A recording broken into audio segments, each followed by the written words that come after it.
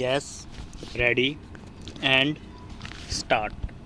On the industrial front, emphasis will be laid on the rapid increase in industrial production through better utilization of existing capacity, improved labor relations, and better management, particularly of public sector undertakings. Efforts will be directed to systematic expansion of our exports through better management of both the agricultural and industrial sectors. The country is faced with a massive energy crisis. We are entering a period of rising energy costs and likely shortages in supplies. The government proposes to evolve a comprehensive national policy on energy with emphasis on fuller utilization of renewable energy sources, both traditional and non traditional. The steady deterioration of the environment threatens the present and future well being of the country and the people. Afforestation, flood control, soil conservation, preservation of flora and fauna, proper land use planning, water and air pollution controls, and judicious location of industries must be undertaken urgently. The government is setting up a specialized machinery with adequate powers to incorporate in all planned development measures to maintain the ecological balance. The role of science and technology will be strengthened. Steps will be taken to ensure that research and development get their due place in all important sectors of national endeavor. The government reiterates its commitment to the freedom of the press. It believes in providing all possible encouragement for the development of small and medium newspapers, including those in regional languages. An independent judiciary is a necessary concomitant of the democratic process. The government is anxious that our democratic process legal system should provide speedy justice and that opportunities for securing justice are not denied to any citizen by reason of economic or other disabilities. Measures for this purpose and other allied matters are proposed to be initiated.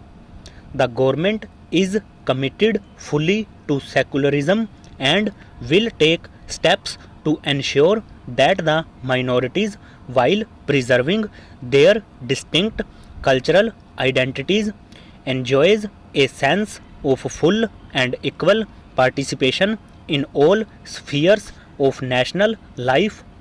Legislation for assuring the minority character of the Aligarh Muslim University will be introduced in the next session.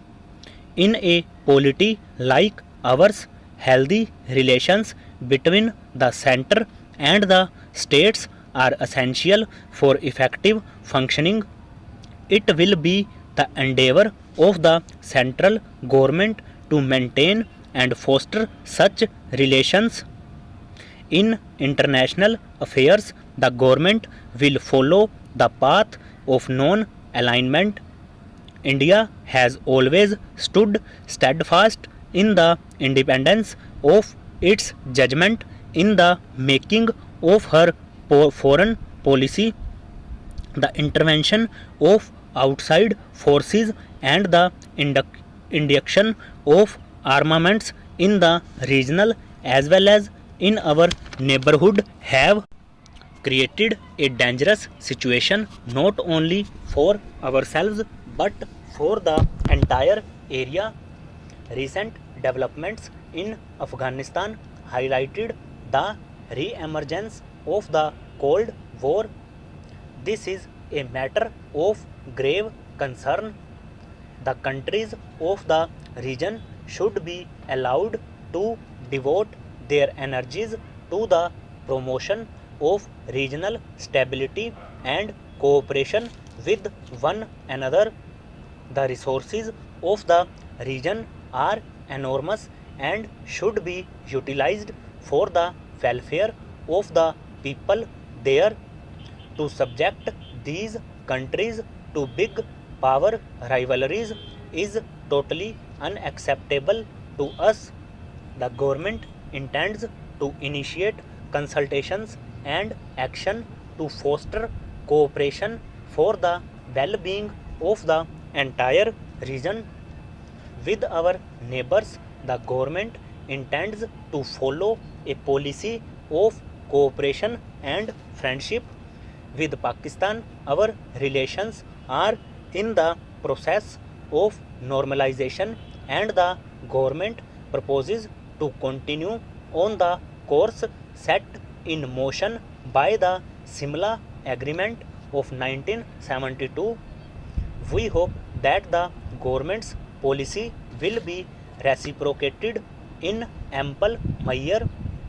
Sino-Indian moves towards normalized relations, a potentially stabilizing factor, were inevitably affected by the Sino-Vietnam conflict.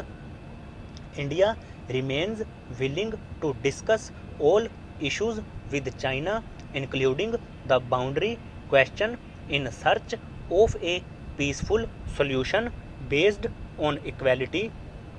We hope to progress also as regards bilateral exchanges.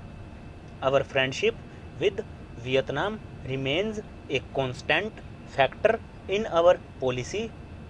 We stand for a Kampuchea able to seek its own destiny free of outside pressure.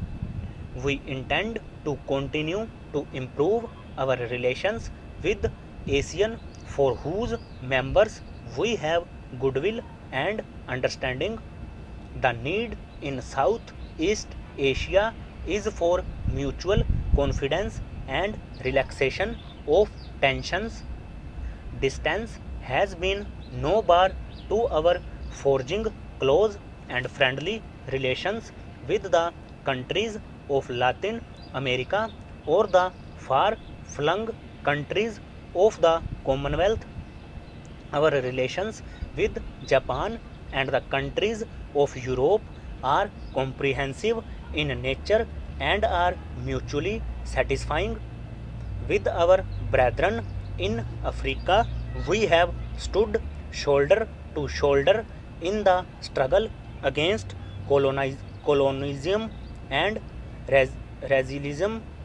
Our solidarity with the Arab cause is based on principles, and we believe that a solution to the problems of West Asia cannot be found without conceding the legitimate demands of the Palestinians for their homeland.